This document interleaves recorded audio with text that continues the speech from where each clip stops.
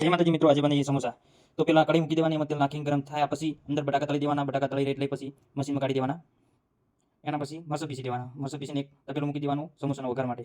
એના માટે મસાલા કાઢી દઈએ. પેલા તલ નાખી દેવાના, એના પછી ધોણા નાખી દેવાના. ધોણા નાખ્યા પછી વરિયાળી નાખી દેવાની. ચલો, મસાલા રેડી થઈ ગયો. મસાલા કાઢીને તેલમાં નાખી દેવાના. એના પછી મરચાં નાખી દેવાના. મરચાં નાખ્યા પછી ખોટ નાખી દેવાની. ખોટ નાખીને મિક્સ કરી દેવાની. ફરીથી મસાલા કરી દેવાના. પહેલાં કાજુ લઈ લેવાના. એના પછી દ્રાક્ષ નાખી દેવાની. દ્રાક્ષ નાખ્યા પછી હળદર નાખી દેવાની.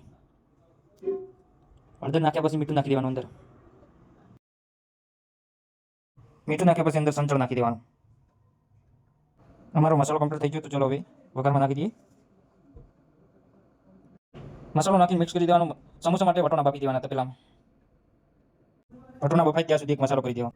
એના પછી વઘારની અંદર ગરમ મસાલો નાખી દેવાનો. મસાલો નાખીને મિક્સ કરી દેવાનો. તો ચલો, તો અમારા વટોણા જે બાફા મૂક્યા હતા તે બફાઈ ગયા છે. વટોણા કાઢીને મસાલામાં નાખી દેવાના. નાખીને મિક્સ કરી દેવાના. એના પછી જે બટાકા તળેલા હતા તે મશીનમાં કાઢી દેવાના અને મસાલામાં પૌવા નાખી દેવાના. પૌવા નાખીને બટાકા નાખી દેવાના અને મિક્સ કરી દેવાના.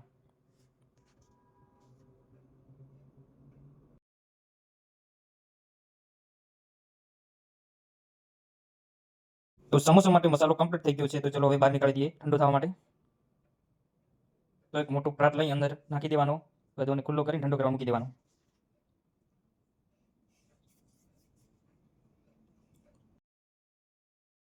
ખુલ્લો કરીને એના પછી અંદર નાખી દેવાની કોથમીર, એટલે કે લીલા દાણા. અંદર નાખીને મિક્સ કરી દેવાનું અને ઠંડો કરવા મૂકી દેવાનો.